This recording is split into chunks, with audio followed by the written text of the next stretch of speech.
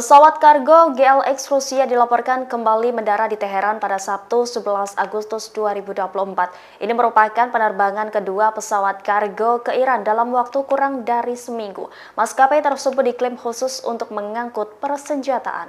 Demikian diungkap oleh Iran Observer melalui akun X-nya, namun belum diketahui muatan pesawat kargo militer Rusia ke Teheran tersebut.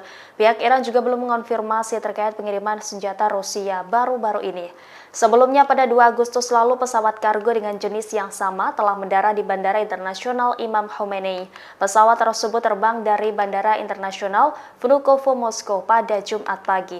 Di sisi lain, sumber intelijen Eropa membocorkan keberadaan militer Rusia di Iran. Puluhan personel militer Rusia disebut sedang berlatih di Iran untuk menggunakan sistem rudal balistik THAAD-360. Teheran diperkirakan akan segera mengirim ratusan rudal berpemandu satelit ke Rusia untuk perang di Ukraina.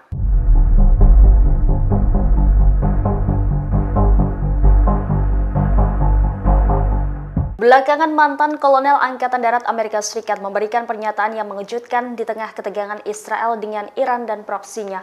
Kolonel Purnawirawan Douglas McGregor dalam sebuah wawancara mengatakan sekitar 70 pasukan komando gabungan Israel dan AS dihabisi oleh pasukan Houthi saat berusaha menyusup ke wilayah Yaman. Aksi pasukan tersebut terdeteksi berkat bantuan teknologi satelit Rusia. Dalam wawancara itu McGregor menceritakan detik-detik satelit Rusia mendeteksi 70 pasukan khusus IDF dan AS di Yaman.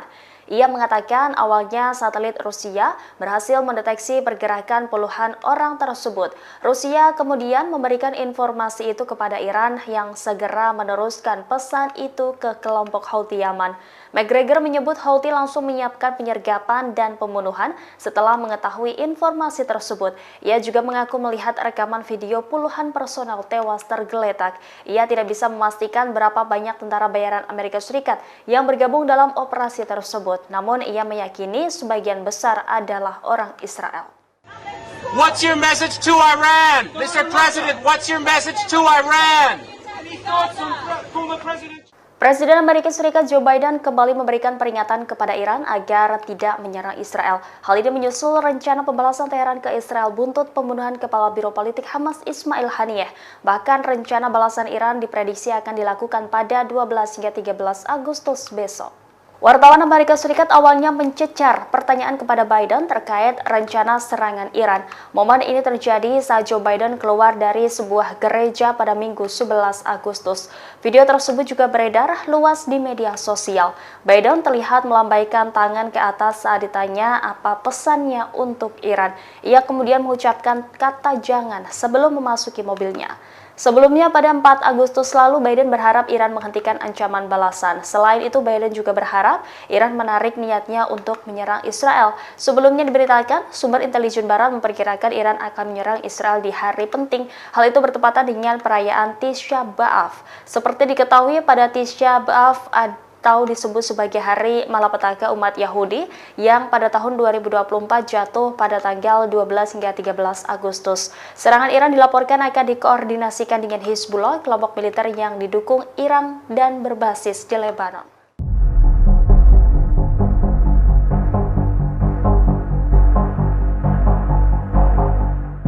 Pentagon telah berjanji akan pasang badan membela Israel jika diserang Iran. Kini Biden dilaporkan mengirimkan bala bantuan militer ke Timur Tengah, termasuk jet siluman hingga kapal induk mini. Media Israel Yediot Ahronot mengutip majalah Air and Space Forces pada Minggu 11 Agustus mengatakan Amerika Serikat sedang khawatir terkait potensi serangan yang lebih besar Iran terhadap Israel. Merespon kekhawatiran itu, Amerika Serikat mengerahkan jet tempur F-22 Raptor-nya untuk membantu mencegah perang pecah di Timur Tengah. Pengumuman tersebut tidak mengungkap jumlah F-22 yang dikerahkan ke Timur Tengah. Namun pejabat AS yang tidak disebutkan namanya mengatakan bahwa skuadron F-22 yang dikerahkan terdiri dari 12 unit dari sebuah pangkalan di Alaska. Pejabat mencatat bahwa jet-jet tersebut menempuh jarak lebih dari 10.000 km. Skuadron F-22 itu singgah di pangkalan Inggris untuk mengisi bahan bakar. Kemudian mereka menyeberangi Laut Mediterania dan mendarat di sebuah pangkalan di wilayah itu.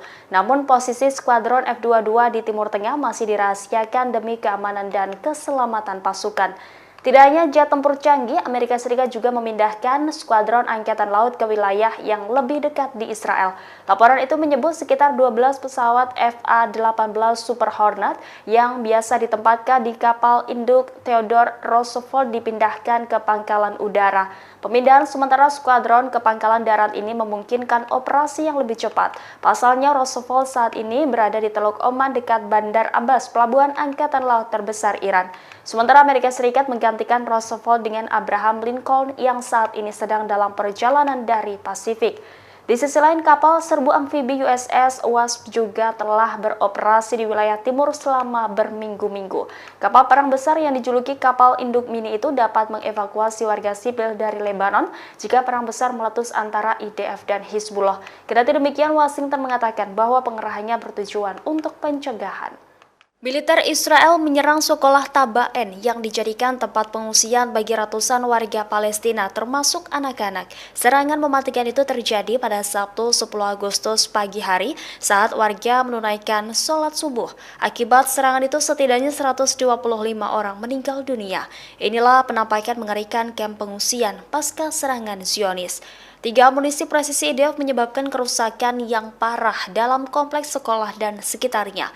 Dalam video yang beredar, terlihat situasi mendadak mencekam setelah serangan tersebut. Masih banyak mayat-mayat yang tertimbun bangunan, bahkan potongan tubuh pun berceceran dikelilingi reruntuhan. Sejumlah negara mengutuk dan marah dengan Israel atas serangan bom yang berdalih menargetkan pusat komando Hamas tersebut.